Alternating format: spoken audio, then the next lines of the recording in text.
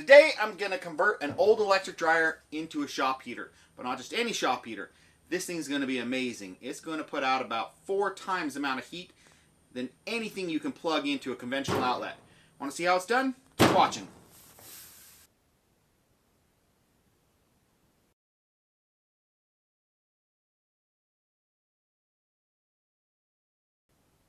So this was a non-working dryer, but I'm going to go over the most common things that are really simple to make these things work and why they kind of go out. So if you find a free one on the side of the road, something like that, you can get it working again for dirt cheap. This is a Maytag, but it is a Whirlpool design. So this is like a Whirlpool Kenmore. Whirlpool also sold them to like Roper. So a lot of them are exactly the same. If they look like this, they're going to be the exact same. So take out our little filter. Some screws here. Here's pop. That pops off. You're inside. A couple little screws here. A couple little screws there. And this whole front. This is your belt that spins your drum. The whole door just comes off. It is, besides taking off a little couple screws, pretty much just as easy. The belt will stay down there. This is an amazing fire pit. And that's about all you got to a dryer. Belt, motor. One side spins this belt, which spins the drum, and the other side spins a big old fan, which is the airflow through this whole thing. Over here is your heating element, and so hot air is pulled through here by that fan down there. So it's pulled through here into the close, back through here, across this filter media. So right behind here,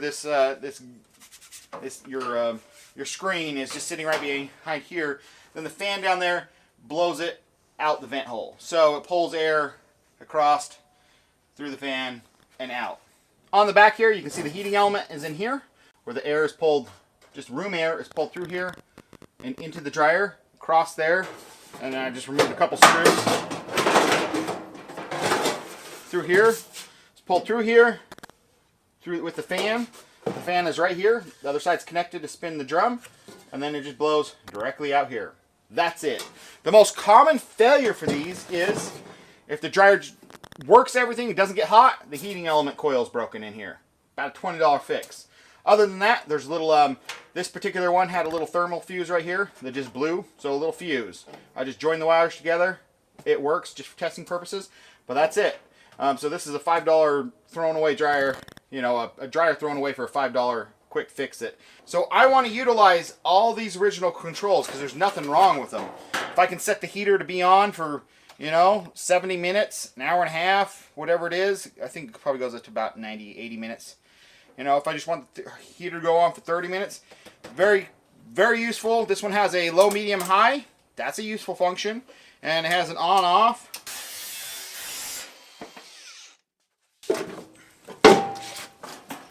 Now my top ammo.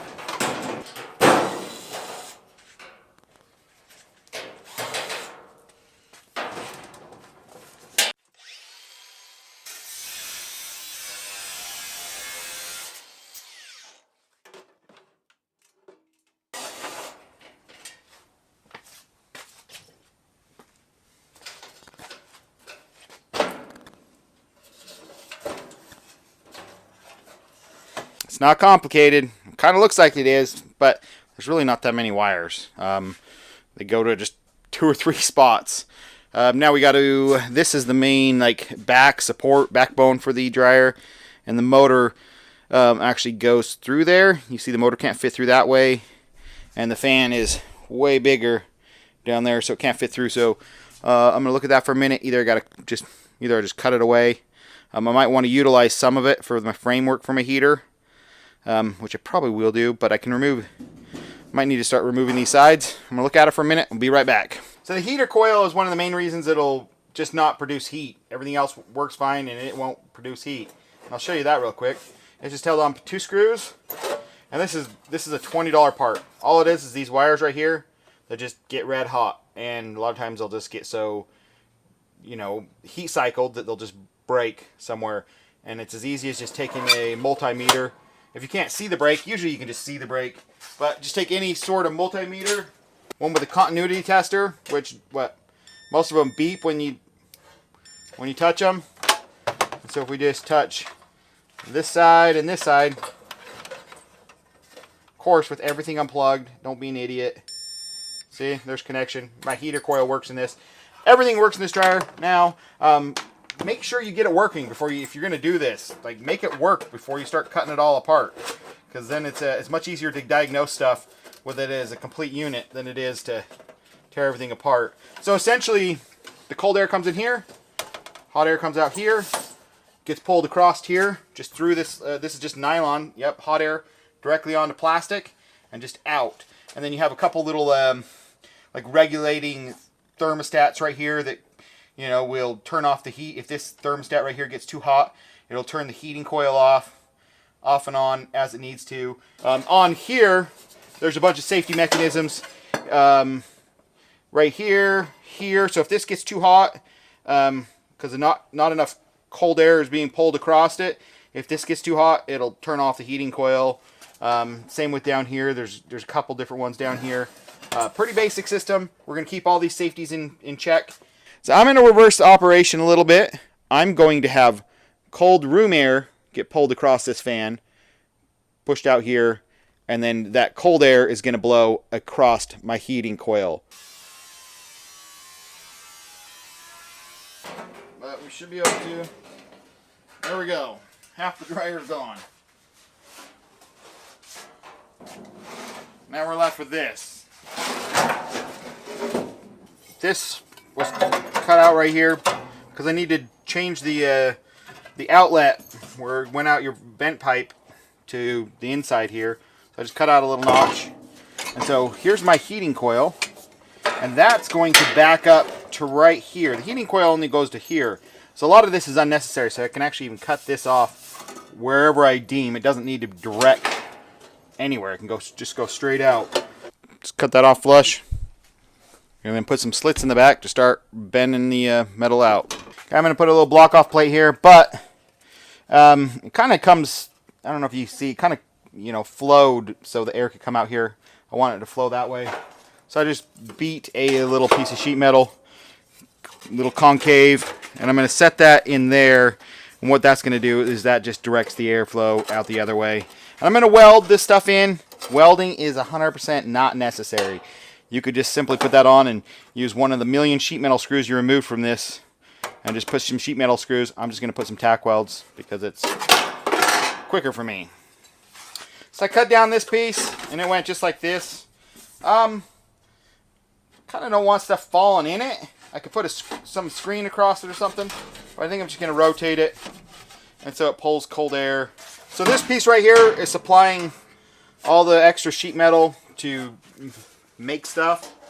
So now I've, you know, where this was kind of split open, now I've just kind of bent up a piece of sheet metal and I'll screw it on there. I mean, it's just a flat piece of sheet metal. I'll kind of bend around and I'll form it to this, so this creates a nicer opening, and then I may form this or add some more sheet metal to that so it forms to go into here better. But we'll just kind of bend this out, set this around. You can see that it flows out nicely now. You can see with that piece right in there, it just flows out nicely. Okay, this was mounted to the heater box, the heater coil box, and I cut that off. And I mounted this. This was actually the original mount that mounted on the bottom. This is just a scrap piece. This actually held on to the top lid, held it on, cut a little slit. So I made this all mount on here, so it's secure, and then the heater coil will go right in here. And so this fan will blow directly through there, all the way through here. And then right here, what I did is I decided to cut out the same pattern as this. So this will slide over there. So this will be the front, and this will be where the heat comes out into the room. And the hole I cut out, the stuff I cut out for right there, is a perfect patch for the bottom, because now I need a bottom patch. And then that'll just slide over there, and this will be on the front, and it also gives me the ability to slide this in and out a little bit to get my fitment just right. It gives me, you know, probably 2 inches of play, you know, depending on where I put the face piece. Move the sensor that was right here. I can actually keep it there they'll just be mounted down here. Same difference.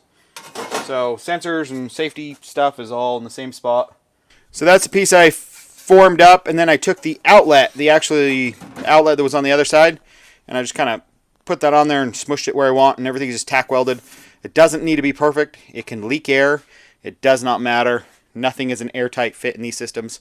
This side, the bottom, and the other side from the factory are all just one piece. They just bend them. And we cut that off because we need to be quite a bit more narrow. So I'm going to reattach this onto here, and you could just overlap it and put some sheet metal screws. I'm just going to weld it.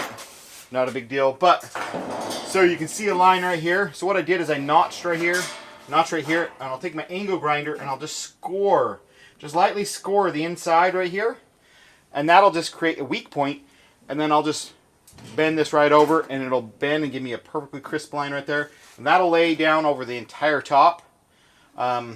Then this side right here, I'll likely just chop it just straight off, and then have this lay over the top, and then have another little piece of it bend again. Okay, I got this cut off flush, and I got this scored where it can bend over, but I just kind of want to finalize stuff in here. I could extend the wires and stuff, but I'm just trying to do it with the length of wires I have. This is the back of the dryer, where the main cord, you know, where this plugs in. It actually bolts to those three things and just sits on the back. Thought about where I wanted to have it. I really don't have any room on the back. So I'm going to mount the entire bracket, I think, right here.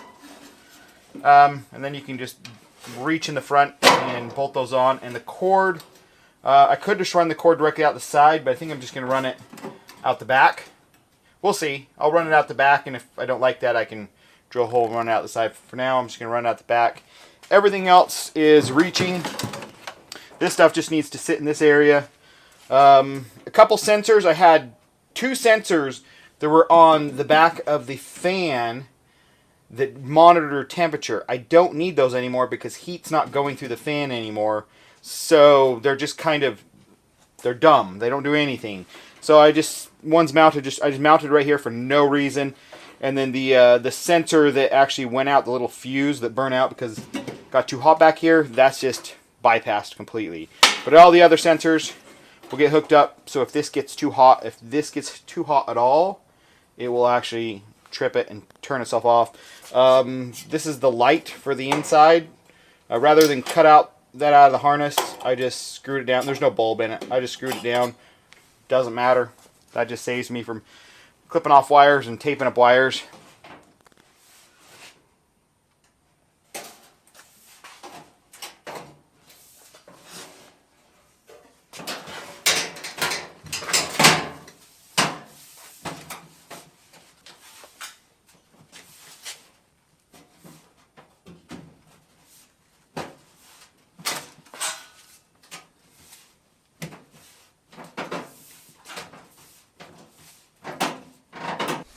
Now you can see the bends. They're actually not bad. You can see the cold air intake. Nothing's going to be back here. You can see the bend on this side.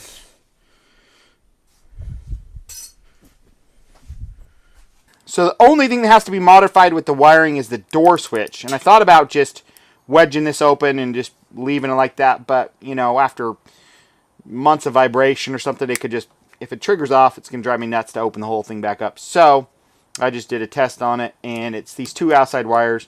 The blue and the white just need to be connected together. I took the switches out for a minute. I'm going to have to stack them one on top of the other. But I need to cover this panel, I think, first. And so I have a lot of extra panels laying around. This was part of the other side, so I'm going to put that over first, cut out the hole for the heater, and then we'll probably cut out some holes for the switches and stuff when we get to that. But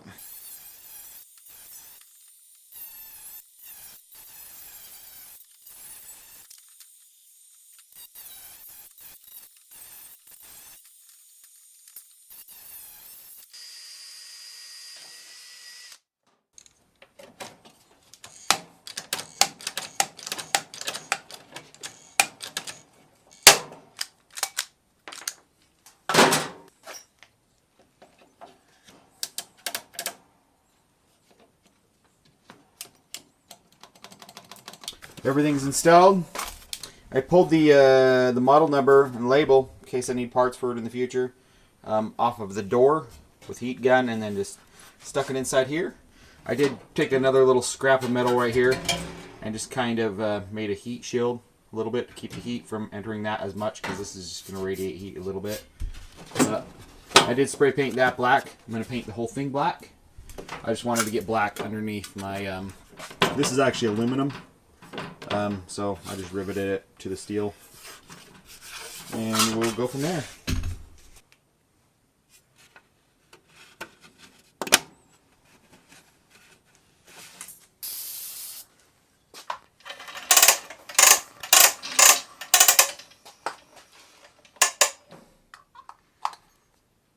Ah!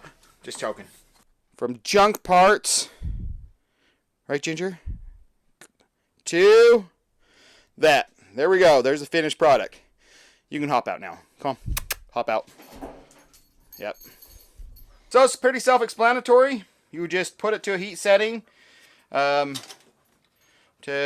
this probably be about 80 minutes. The last probably 20 to 30 minutes is generally like just a cool down where it's just blowing air over the clothes.